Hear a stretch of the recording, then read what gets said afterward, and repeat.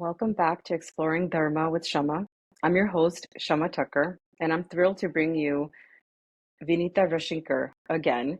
This is our second interview with her, a Shri Vidya sadhak and a spiritual guide whose wisdom resonates deeply with so many of us. Welcome back to my podcast, Vinita ji.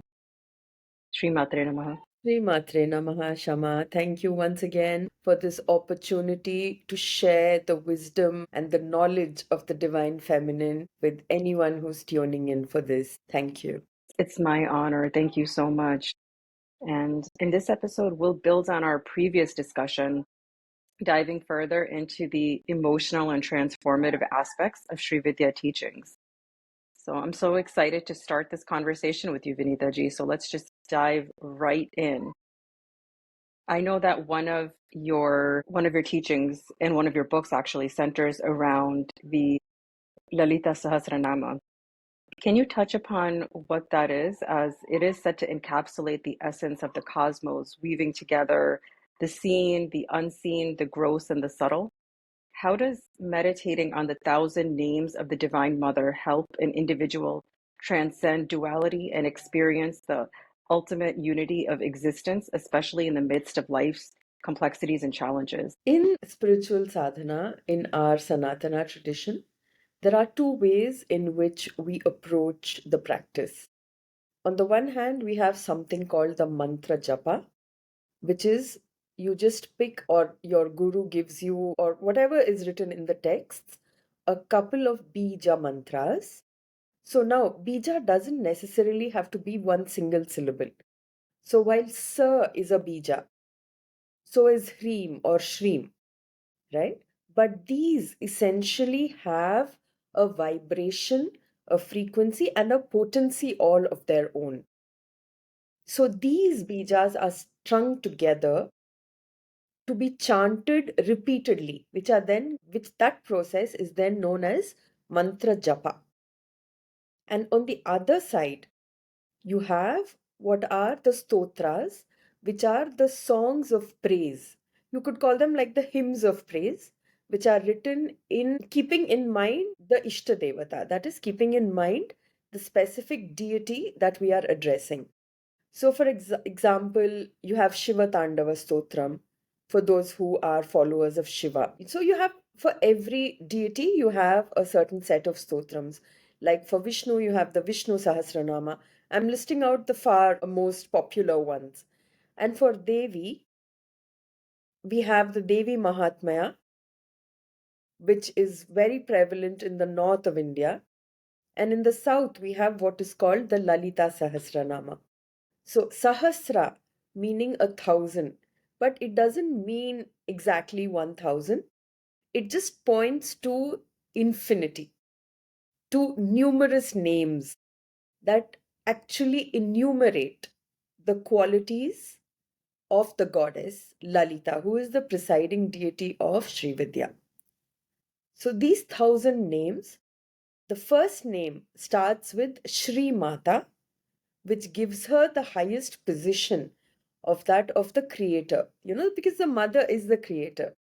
So you have Shri Mata, and then you have her 999 attributes, where her name is not mentioned until you come to the 99th or the 999th line, and then the final 1000th line, which is Shiva Shaktyeka Rupini Lalitambika. Until then, you've not heard her name. You've just heard her various attributes. That she's Shri Mata, she's Shri Maharagni, she's Chidagni Kunda, because she came from the fire of consciousness itself, and so on and so forth.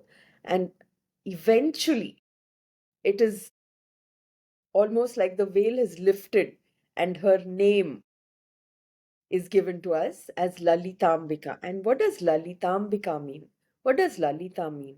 Lalita is the playful one. For her, all of this is just a game. It's just something which has to be approached from a point of fun.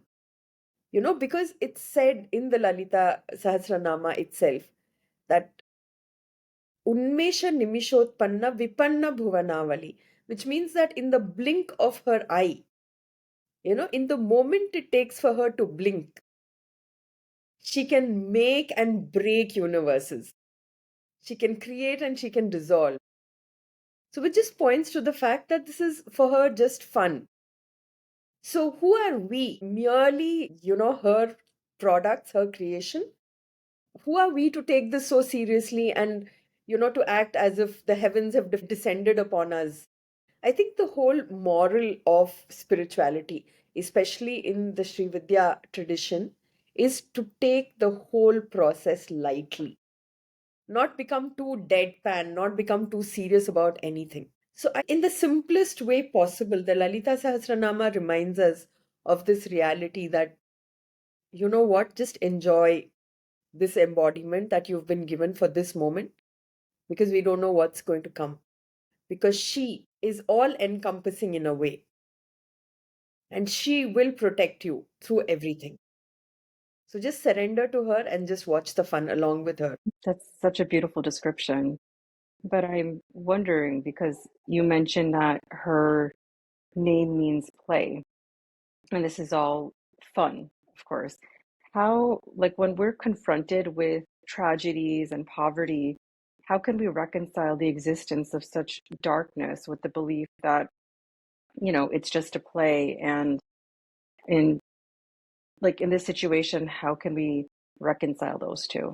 In exactly the same way you would reconcile when you saw someone doing exceedingly well, you see immense success, you see immense abundance and wealth. When you can absorb that and you can find a meaning behind that, then why is it that only the negative, why is it only the poverty is causing you concern and distress? The point here is that you have to be detached from everything. Whether it's positive or negative is your perspective at work. It's because you're looking at it through a particular lens. Do we ever stop to think that perhaps the person who is going through this situation of poverty may not be suffering in his mind as much as you are suffering for him? So that is the sole contract he has made, that in this lifetime he will face this because of his previous karma. And for you, because that's a very novel experience, you don't know what it's like. You attribute pain, sorrow, suffering to that. But to him, it's just what life is at the moment. So the same with negativity. And also, it really, I think, is important to remember that everything will pass. Nothing remains constant. So one moment someone could be suffering, the next moment they could have hit jackpot. Or someone who has it all in one instant may lose it the next. So keeping your eye on that uncertainty will actually help resolve this issue of how to handle this type of situation from the perspective of play. So there's nothing that is actually unfair. It's all choice at the end of the day because our soul chose this experience, and we may feel badly for somebody else, but they may be perceiving it in a totally different reality. And it's not about nothing being unfair, it's also because of our karmas, that this is what previous lifetimes have brought us to. So, all the more reason for us to make up for it in this lifetime and ensure that we do the good deeds, which will probably give us a better life. If at all, we want to continue in this process. Because there are very many people, even among the people that I guide, who say, what's wrong with being born again and again and going through all of it? And I feel that comes from a sense of not knowing real suffering. Because if you've suffered truly in one lifetime, then you will say this is enough. So It's when very people true. say that, I know that, they've had it easy. And that's why they're ready to be born again and again. But for someone who's had it tough, it's like if you know fully well you're going out today and you're going to meet with an accident on the road, something is going to make you suffer. Would you do that again and again and again ad infinitum? I think not, Absolutely not. right? So that's why we seek moksha. That makes sense. Yeah, because even though the world can seem like it's fun, laughter, and it is all of those things. But at the end of the day, when we truly know who we are, we don't necessarily want to be reborn and repeat the same cycle again and again. And also, quantum mechanics shows us that observation shapes reality, Yes. much like in Shakti worship, where consciousness and energy are deeply connected.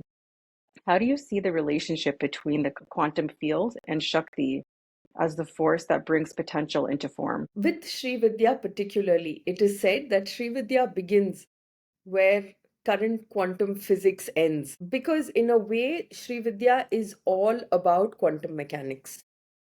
It covers all these aspects which modern day scientists are now discovering. Things like, quantum entanglement. We may not know these phrases in this terminology, but the essence behind it is the same. And also, this whole thing of Leela, the illusory world, of it being like a simulation, all of this is reflected in Sri Vidya. So, I think, especially for those who have a very scientific orientation, Sri Vidya perhaps will have the answers to many of the questions which will plague you. Can you give an example about that, like from a scientific perspective?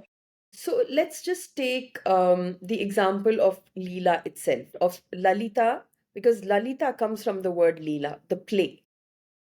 So if you look at this life as a simulation and you draw the analogy of the video game.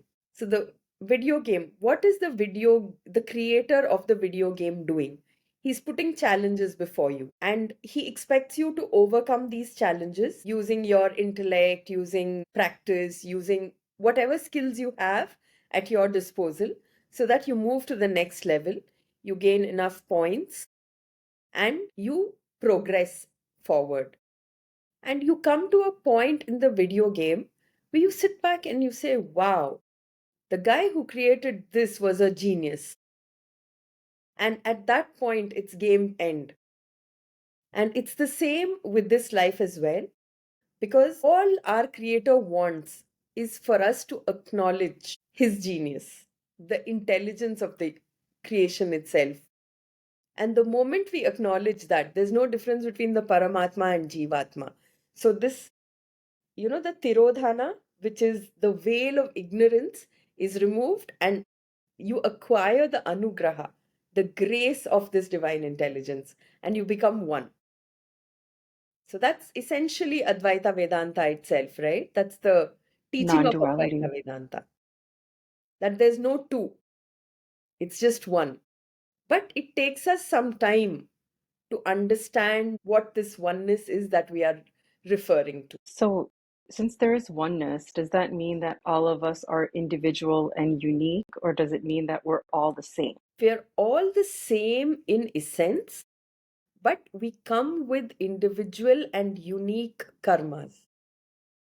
And for that, we have these bodies. So we've taken this embodiment and we have to work through our karma. So the commonality is that space remains the same for everyone.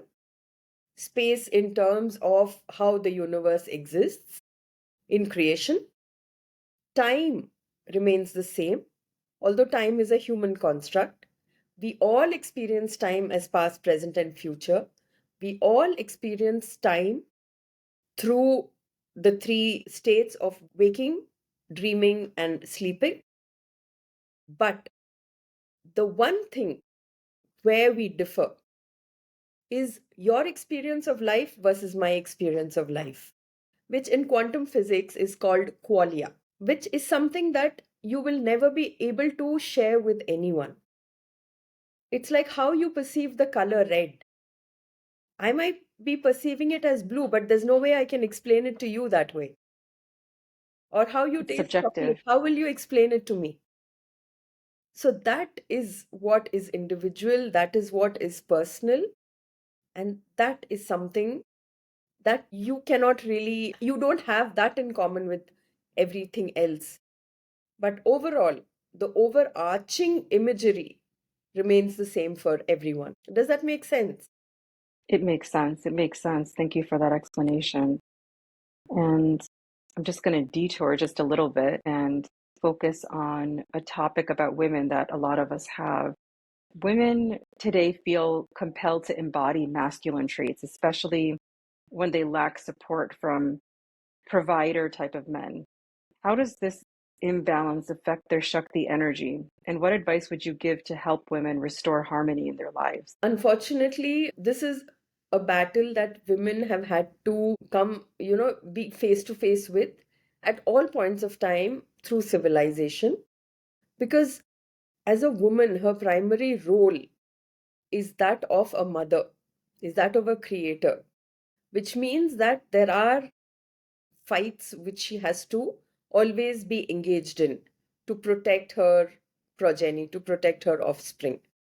Now, in this scenario where already you have the burden, if I may say so, or the responsibility of having to look out for another human or another set of humans, to also then embody masculinity is tremendously challenging and hugely onerous. It's a big burden that we are taking upon ourselves. I think the only way we can address this is by truly understanding that we are enough as we are. We don't have to be the man in the relationship as well, where there is no man. It's enough to at least be a single parent and to be, the mother is enough.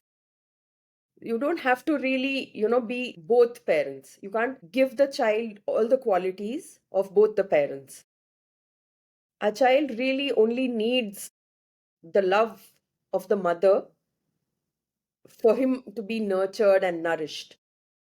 So, if we keep our sight on that goal, what is happening today is that we are trying to do too many things. We are trying to multitask because that's what we are doing in our everyday lives, where we feel we can balance out so many things.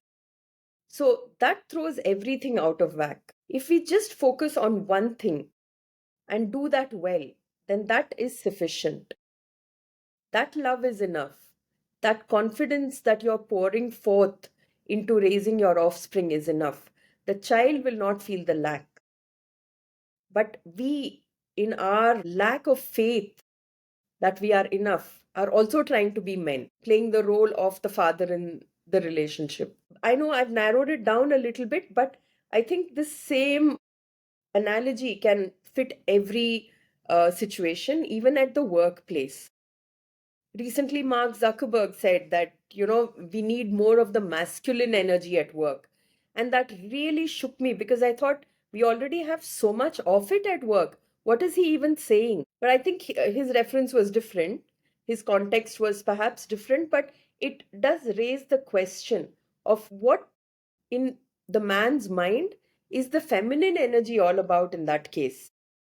Is it only that, you bring weakness to the table, you bring gentleness, docility, subservience to the table?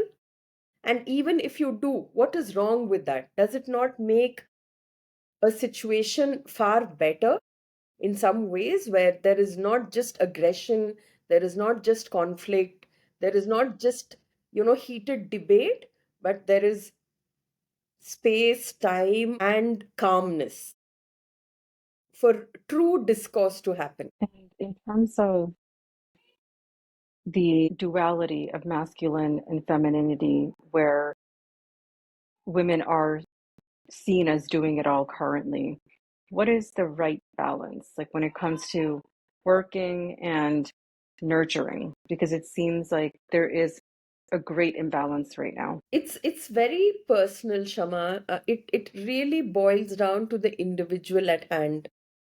It's difficult to give a one answer fits all because individual circumstances are different. I think the only way to address this is to look deep into your own self for whoever has this question and to ask what it is that is your primary motivating force, and to remember that the divine feminine only highlights one aspect, which is of compassion. And it is in this compassion that the greatest power lies. So even in the Lalita Sahasranama, she is called Avyaja Karuna Murti, which means that she gives empathy without charging an interest on it. So, this compassion is what we have to develop, and not even think in terms of someone having done us a disservice by not having stood by us, because they are also going through their own struggles and battles and whatever it is that they have to face.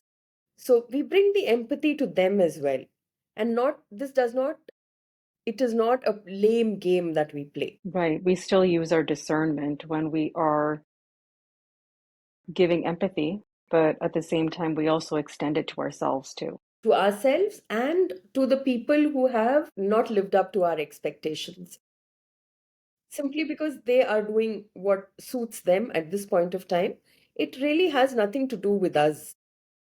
It's something that they are also grappling within themselves. So when you look at it through that lens, then I think the pain is a lot lesser. It's less personal. Yes. Yeah. And in the spiritual context, how can men better embody their dharmic masculine energy to nurture the Shakti in their relationships and to contribute to a more balanced society? I think they will eventually have to find a way to embrace their femininity as well. And by femininity, I know a lot of hackles are raised when where they feel that they become weak, or they lose their virility or their strength. That's not what being truly embracing your femininity means. It also means embracing the creative side of you, and whatever that creativity may mean. And I think if every man were to consciously go deep into himself and introspect and say, what is it that is making me less of a man, he will realize that it's probably because he has not embraced his feminine side. Because it takes both these parts to come up to make the whole being. And when that embracing happens of the feminine aspect, then they are complete, wholesome, more fulfilled men. Just like how we have to embrace our masculine side without berating it and without becoming hyper masculine. It's only then that we become complete women. It's like how perhaps at menopause, when you have less of the estrogen, and you then slowly have a few qualities of men because of the hormones, that you become a more complete person, you have a better understanding, greater wisdom. It's perhaps the same thing for men as well. That makes sense. And divorce and motherhood often come with profound emotional and spiritual challenges. I know we just touched on this just now. How can women like me navigating divorce and single motherhood tap into their Shakti to transform these transitions into opportunities for healing, empowerment, and for spiritual growth as well? Now, the thing is, every challenge that's put before us, be it one of divorce or of separation or any situation which is not at this moment appearing to be in our best interest, or which is causing great difficulty, is an opportunity for us to learn the karmic lessons that we've come here to learn. So, one way is by looking at it as burning our karma. So, there is a word in Sanskrit which is called tapasya. Tapa literally means a fire. So, it's only the fire that can burn away, right? So, tapasya is like when some sadhu decides that he's going to put his right arm and keep it there for a couple of years. So, he's causing himself distress because that will burn away some of the karma that he has accrued over lifetimes. So, while it sounds very glib to say that treat all your difficulties as karma being burned, it is exactly that. If you approach it from that perspective and accept it with equanimity, that this is going to make me a better human being, it is going to help me become the best version of myself. And particularly, since you are mentioning motherhood, use this entire role of motherhood as a spiritual process. It can heal you, it can cause a lot of trauma on the way, which again you might have to heal, but it is a spiritual process. And that is how it has to be viewed. Because this is a path that you have chosen now. Motherhood just didn't happen to you. It might, to some people, it might just happen, but even that is because they have lessons to learn. So approaching it as like perhaps, the examinations that you have to pass, you have to clear in order for you to move ahead and progress on your evolutionary path. That's a great way of looking at it. There's nothing that happens to us, and it goes back to that self-responsibility, right? And not necessarily self-blame, but offering ourselves the empathy, offering the other the empathy, and choosing to engage in a different way, especially when it comes to raising a soul. Yes. And in Indian history slash mythology, do you think that the stories of women like Sita and Draupadi were changed over time to make them seem less powerful and keep women in more submissive roles? And if so, how can we bring back their true strength and wisdom in today's world? I don't know if their roles were changed or altered, or their stories were altered, because I think essentially the story remains the same. But some descriptions, some narratives might have gotten a little tainted by some of the commentators. But we can't blame the story itself, because each story that is told, whether it's of Sita or Draupadi, it comes with a very powerful message that femininity is ultimately the savior. So I don't buy into that. I think if anything, these commentators at that moment they might have done a disservice to womankind, but by and large, it actually goes to prove the strength of these characters. I'm afraid to use the word mythology because we don't really know whether, this is Puranic, which is historic, or whether it's imaginative, it's just storytelling. Whatever it is, it does not show woman in poor light. Those are only commentaries that we are picking up on, and then we are focusing the light upon those commentaries. But if you look at it from the perspective of what the actual story meant to convey, it was just that the woman eventually is the savior. So there's really nothing that we can do in today's day and age which women in, the ancient past didn't already do. They've already set the path for us, that we have to bring all of this together. We have to hold all of this together. And when dissolution is happening, like how with Lalita, she's called Mahapralaya Sakshini. So she is the witness to the pralaya happening, which is to the entire process of dissolution, not destruction, but dissolution of the universe. She's just witnessing it. And, that's also a part of her game. She knows that today it's being dissolved and tomorrow something will get created again. And she will witness that as well. So it's that witness consciousness. And as women, that's the one thing. We take everything too personally. We think everything is about us. It never is about us. Nobody has the time. It's always about them, they themselves, and their experiences, their issues, their narratives.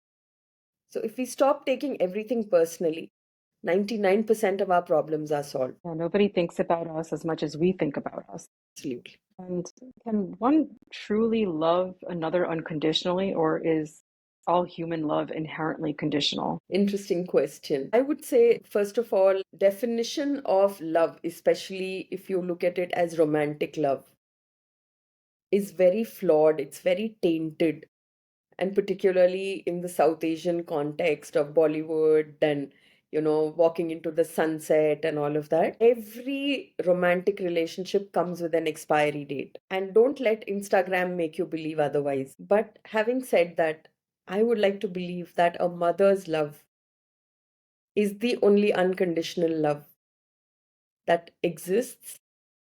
Not even a child's love for a mother, it's only the mother's love for the child. It's like this beautiful story from Indian Shastras, Puranas, where there's a very ambitious king, and one of his advisors says, if you offer your mother's heart as a sacrifice, then you will build a greater kingdom. So the king doesn't think twice about actually just going and killing his mother and taking her heart, and she doesn't think twice about giving it to him either. And then he's racing through the forest holding her heart, and he's about to fall because he's in such a rush. And the mother's heart, she's warning him even through her heart, and she says, "Son, take it easy, go slow, you will reach." That's a mother's love. Just because he's killed her or he's offered her a sacrifice, she doesn't hold any grudge against him. Her love still remains. And for me, that is the only unconditional love. That makes so much sense. Of course, there are different nuances to people maybe not being in their motherly state, right? Or they may not be ready to be mothers. There's some people in that as well, but it's hard to speak on behalf of everybody, but I do agree with you that a mother's love is the most pure. Yes. Even the word pure, I wouldn't know, but unconditional, yes. Perhaps it's intrinsic, it's genetic. She has to look out for her progeny. So, to that extent, it's not that she's doing anyone a favor. It's just that's how the laws of the universe work. And it's not just in the human form. You look at even animals, they're fiercely protective of their young ones. There are also examples of mothers consuming their young ones and things like that. So that also exists where there's no gainsaying that, there's no denying all of that. But since the question arose as to if there is really an unconditional love, I think that's the only one that kind of ticks that box. That makes sense. That makes sense. And also, just to compare, what is the difference between spiritual bypassing and absolute surrender? Because like many of us use spirituality as a way to justify being in situations or making certain decisions, but sometimes we may be using these to bypass hard truths. And I think this is particularly true of the current time, especially post COVID. What I'm seeing is a lot of people want to escape and they use spirituality as that escape route. And the consequences of that will be disastrous in the long run. Because spirituality, if anything, brings you face to face with reality even more radically than life does. Because when you embrace the spiritual path, you are asking for your karma to be expedited, which means that all those layers which are protecting you are going to be shed. And when you come face to face with reality, that's going to be very, very difficult to digest. And again, it's what we talk of as fake sense of detachment, right? That vairagya which we feel has to be something which can only come with sadhana, with practice, with effort from our end. It is not something that you can fake. But a lot of times that's what's happening. Many people going around saying that, I'm not buying this car because I don't value it. Deep down, it's just that they can't afford it. But that's their way of saying that, of justifying to themselves that they don't need it. That's actually one of the ways in which Vairagya is seen as false. So there are 3, 4 ways in which Vairagya is not real. The first one is when we lose someone very close to us. So, for example, someone very dear has passed. We go for the funeral and we come back, and for the next 10 or 12 days, we are not the same. There's really a sense of detachment from everything because you feel, okay, so ultimately, this is what's going to happen to me as well. So, what is the point in all of this? That's called Shamshana Vairagya. Literally, it's because you've gone to this crematorium and come back. But it's not for long. It's only for a couple of days until you realize that that's past now.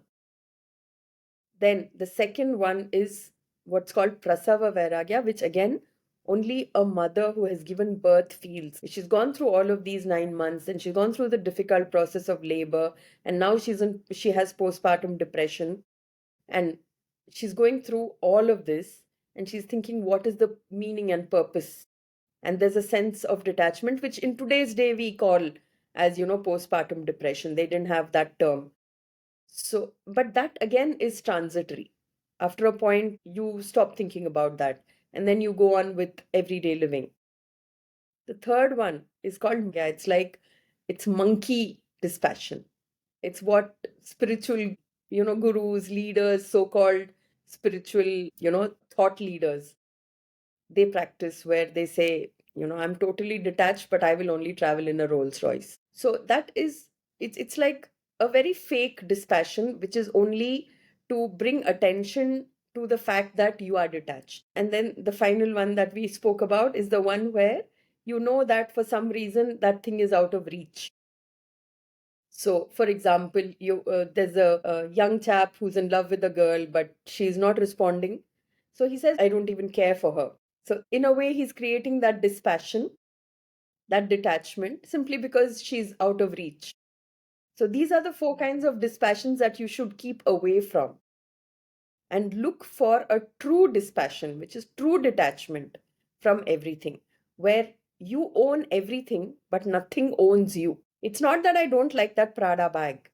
It's just that if you can buy it, please go ahead and buy it. But don't let that become the center of your conscious being, where you're concerned about where you're going to keep it. Is there going to be a scratch on it? Is someone going to write on it? So don't let that own you. That is true dispassion. Otherwise, it's not perceived as wrong that one would want a Prada bag or one would want a Rolls Royce. It's Absolutely not. it's okay to live in this world and still enjoy the material benefits of it. It is necessary to live in this world and enjoy the material benefits. Because if your karma allows it, it means you have earned it. So, what is wrong in enjoying it? But if your karma doesn't allow it, we would be at Kumbh Mela perhaps as a Naga sadhu, because that's a different kind of karma. And in terms of shadow work, does Shakti worship have anything like that, or does our Sanatan Dharma have anything that is similar to shadow work? And if so, how or is it possible to ever really heal one's shadows? So, the first part of the question about whether Sanatana talks of shadow work, I think all the work that we do with Kundalini Shakti, with balancing the chakras and looking at the Sukshma Sharira, which is the energy body, and trying to heal it and trying to awaken the energies, that in a way is to ensure that, see, what is shadow work essentially? It's everything that we try not to come to terms with, which includes our past trauma, past difficulties, things we have stored unconsciously, subconsciously, and something that we are not willing to come face to face with. So, chakra balancing, chakra healing, all of this is nothing but coming face to face with all of these aspects. Now, is it really possible to completely heal? Yes, surely it is possible. But then, on this journey called life, more trauma will come and more healing is needed. So, it's an ongoing process. So, one can't completely heal and say, okay, now I'm done. Now I'm healed and now I will not have any more wounds. No, life will keep giving you those wounds and life will keep expecting you to heal, to do your work to heal. So it's an ongoing process, much like life itself. It's cyclical in nature because the moment it stops being cyclical in nature, it's no longer life. That's death, because then you're just done with the whole cycle. Exactly. So that's why in Sanatana, we seek moksha. Because this going on and on and on of the cyclical process of life and death, birth and death, it takes us nowhere eventually. So it's better, the best path is to at least seek it, hoping that if not in this life, in not in this janma, at least in the coming janmas, we're able to break free and find liberation. What about shadows that people deal with in the sense of addiction or any other kind of limitation? Are you asking what the spiritual context is to that? Or What what the the spiritual people want? context, and yeah, and also how would shadow work aid in something like that, or if it's even necessary in that situation? See, in Sanatana, we think we don't look at the mind as just one unit, right? We talk, when we talk of the mind, there are four aspects. We have manas, which is just the basic, the lower mind, if I may say so. Then you have buddhi, which is the intellect, which is what when we use discrimination, when we use viveka, discernment. Then you have ahankara, which is the sense of I. And then you have chitta, which is consciousness itself. Because if we see ourselves as one part of the Paramatma, this Jivatma, who is just a mere reflection of the Paramatma. Now, everything that you're talking about in terms of addictions and in terms of whatever kind of addiction it may be, it is related to this embodiment, to this body, to this karmic journey, this lifetime.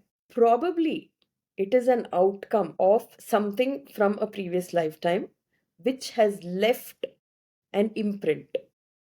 So it might not be the easiest thing to get over. It's like when you keep repeatedly writing on in a book, right? The pages that follow also have that same imprint. The urge, the tendency is to follow that same writing. So, in the same way, it may take a few lifetimes to overcome this.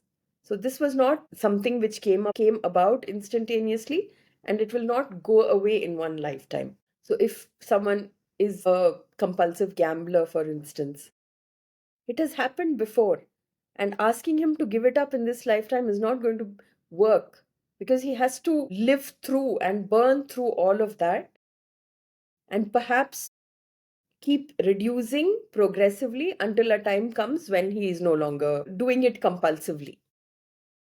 Because ultimately, the thoughts that we think, Shama, the thought that we think we are thinking is not coming from us. It already exists if you think about it. That sounds Yeah. very strange because I just said we don't think about some things ourselves, but Yes. if you apply your mind to it, you will see that a thought arises. You don't know from where it comes, and you don't know what your next thought is going to be. And which brings us to the whole, new topic of free will versus determinism and all of that.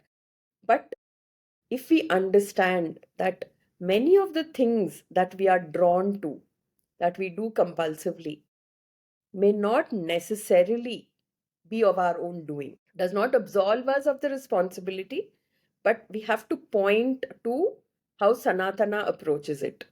That it is because of your vasanas, your previous vrittis, which determines your behavior in this janma. And it doesn't mean that if we don't overcome a certain challenge in this lifetime, that we're accumulating more karmas. You're burning off the karma. Whether you're accumulating more karma depends on your action. So, the important thing to remember with karma is that it is all intention based. If I were a surgeon and I'm going into a surgery to save a patient's life, but for some reason that patient's prarabdha karma is over and he has to go, is that like, I earn bad karma for that? No, because my intention was to save him. So ultimately, it's only the intention that matters. And your intention determines your karma. It's not your action so much because it's action sometimes you're only trying to do the best, but it turns out to be something else. You're not bothered about the result. It's what was your intention behind that action. It's that which determines karma. how karma is formed. I see, which is totally opposite of this world, right? Because over here, we can't use intention. It's completely based on action, whether it's the judicial system or anything.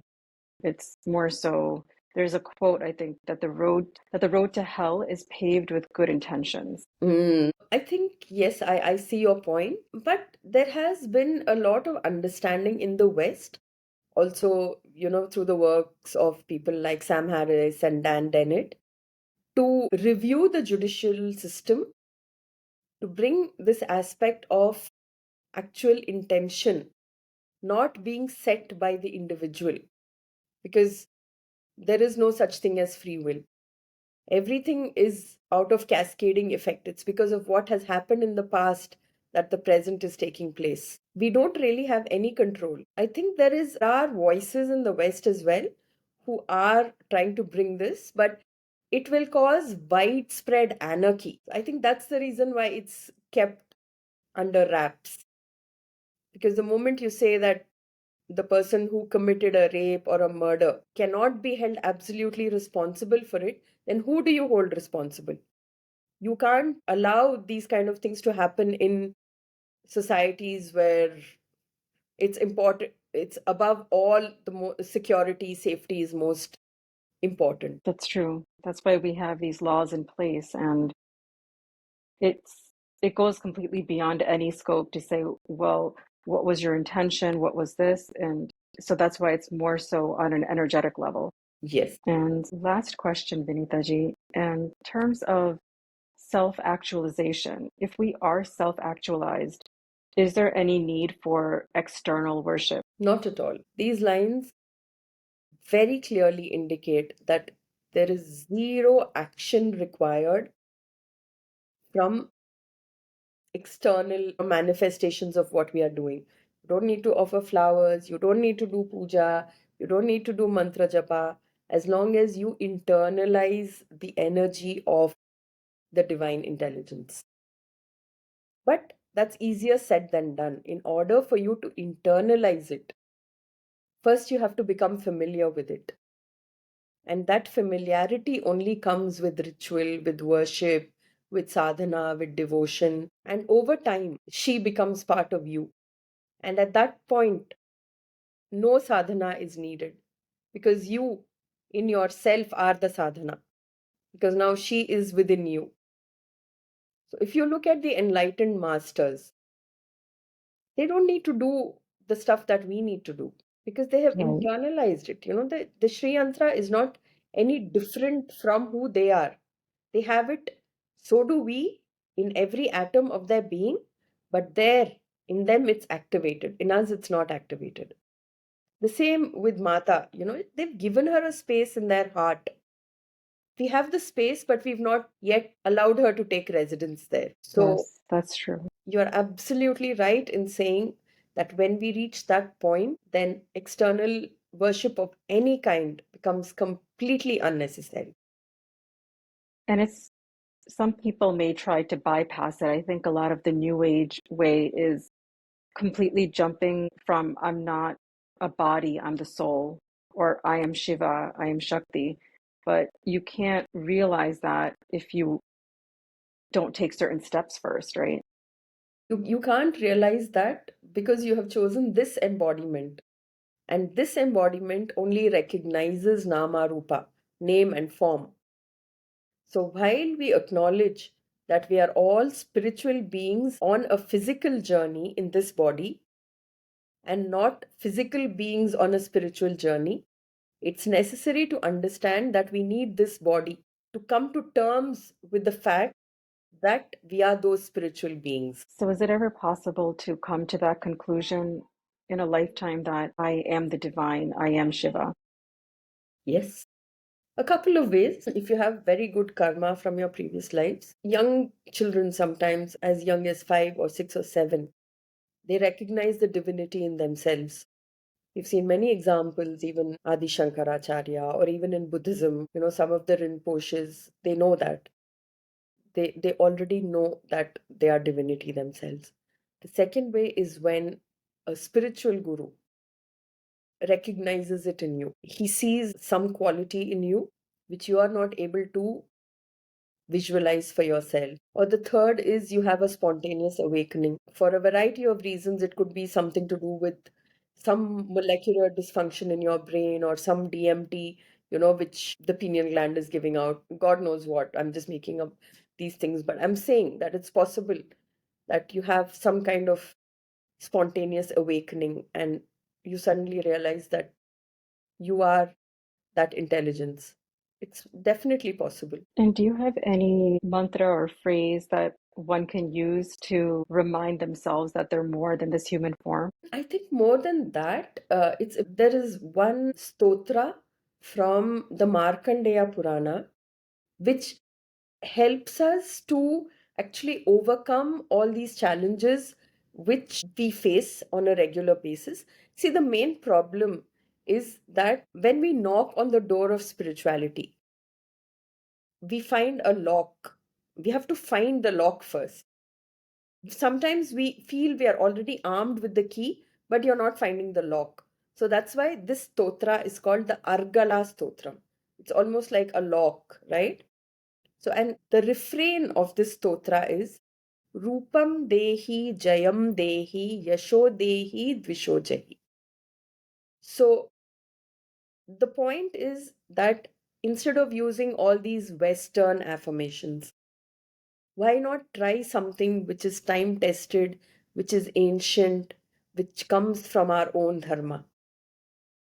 Rupam Dehi Jayam Dehi Yasho Dehi Dvisho Jahi.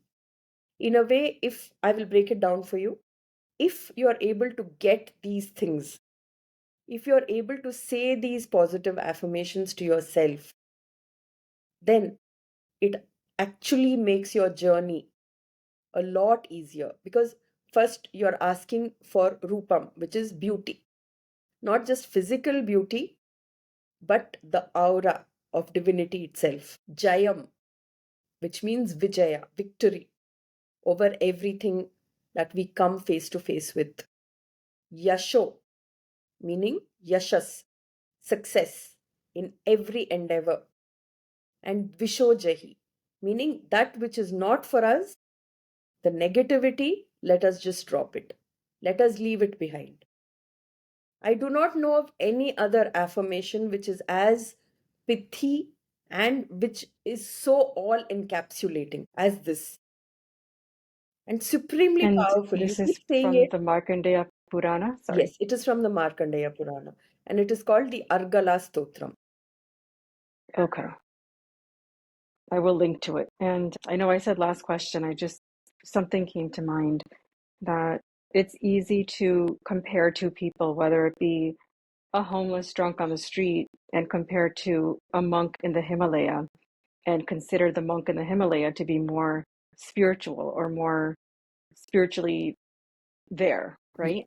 true. But according to our conversation, it seems that the homeless drunk man might be burning off his own karmas and may be further along, actually. Yes, one never knows who's further along the way. It's just we in our folly believe that we are more spiritually evolved than someone who may not be having a practice like ours. For all you know, they might, be like a PhD holder in this subject. They may not know the technicalities, they may not know the mantras that we know, they may not know the practices that we know, but they have been able to internalize the intelligence, unlike us, where we are still stuck with trying to do the practice. We just tend to judge externally that if this person is so enlightened, then why are they still repeating the same Exactly. patterns or hurting themselves, hurting others? But it's not that simple. That's I their I think karmas being burnt off. the real measure of a spiritual person is their non-judgment. When a person reaches that point where he feels that he is no one to judge, he is no one to forgive, that he is a mere witness of everything, and he's just a part of this grand illusion, that itself points to the fact that he is an evolved being. Much more than anyone who sits and gives reams of advice who, can talk for hours. It's perhaps the person who will not judge, who is really the true spiritual master. That's such a beautiful reminder to all of us that it's second nature to judge, Mm. whether it be ourselves, another, and then we judge ourselves for judging. So it's a repetitive cycle. It's because judging is easier than to think it through. Very easy to put labels, to assign definitions, but to kind of understand what's going on behind it, it takes more work. So we just take the easy path and judge Yes. without using discernment, without using viveka, which is discrimination. In fact, there was this very intellectual Kannada poet by the name of P. Lankesh. I had the good fortune of knowing him very closely, and his choice word of abuse was aviveki, someone who didn't have discernment, someone who didn't have discrimination, not someone who is uneducated, not someone who's unemployed, but someone who is aviveki, who does not have discernment. And for me, that has stuck through since childhood. That if there's one thing that separates us as individuals, it's not that we should be proud of our intellectual capacity. And I think we all fall prey to this. That when we give ourselves a good education, we start to believe that somehow we are superior beings. But at another point, there was a very famous politician in Karnataka who said these lines to me when, in the course of a conversation, I said, I'm too educated to get into politics. He said to me in the local language, which is very poetic. Obviously, it will not resonate with people if I say it here, but something on the lines of all those who are educated are not wise. That's interesting. That opened my eyes to the reality of the fact that there's an arrogance which comes with education, with over intellectualization, with thinking of ourselves as being, the wise ones. Yes. Intelligence doesn't necessarily equal wisdom. Knowledge doesn't equal wisdom either. It's only that discrimination, that viveka, that ability to know ignorance from reality that makes Hmm. one wise. I see. So one can be on the spiritual path, but not wise. Yes, indeed. Most are not wise. That's the goal of life, is to hopefully become wise. So we have that viveka in all aspects of life. But sometimes that can become over intellectualization, right? When we're just discerning. It's more so of an automatic process that's more grounded, not necessarily cerebral in nature. We become guilty of just using words, using language to put forth ideas which sound very intelligent, but in reality, they're mere shallow words. I see this a lot of times. Probably I'm also guilty of it. But and in today's world where there is so much information available, at the touch of a button, you have millions and millions of terabytes of information. How much of it is wisdom? How much of it is knowledge? Is the question we have to ask ourselves. And this is the reason why, in all my counseling sessions, there's one request I make, that get off social media, because that is what is causing tremendous amount of trauma, heartache, pain. See, earlier when we didn't have social media, let's just go back 5 years, 10 years, your comparison was only with your immediate peer group, right? With your neighbors, or with your classmates, or whoever was within your immediate circle. Now Yes. suddenly this comparison includes the entire world. And this entire world, which is putting out their best, they've probably taken 1,000 pictures to post that one image where they're looking perfect. And we believe that life to be perfect and not ours. And what are we doing? We are just flogging ourselves over something which is a chimera, which is not even real. And It's an this is illusion. going to be tremendously damaging. We are not seeing this happen yet, but it's like with trauma, it doesn't show up immediately. It has to do its own groundwork before it shows up.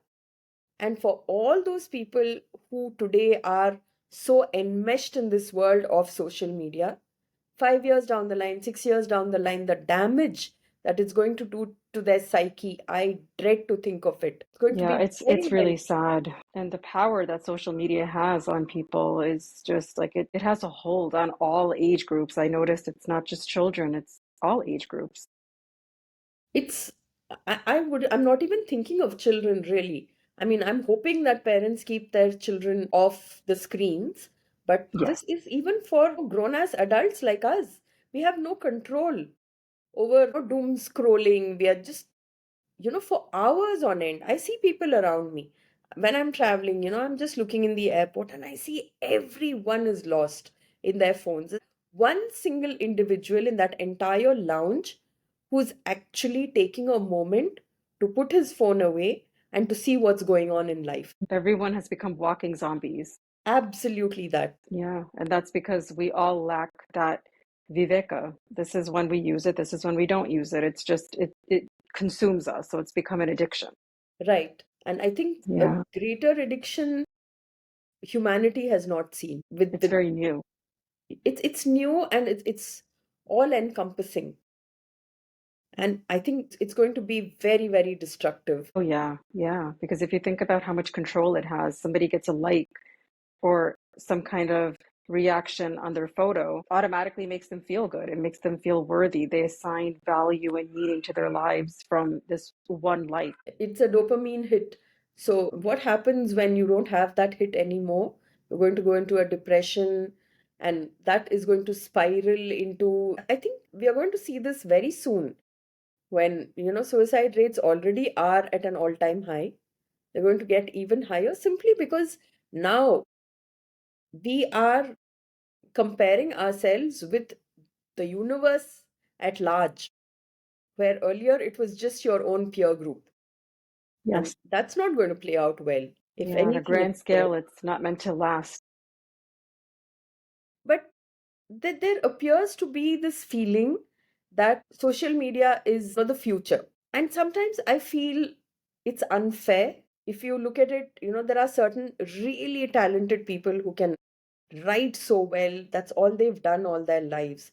And then you have like one social media influencer who puts out a trashy romance and she goes on to be a bestseller simply because she's a social media influencer.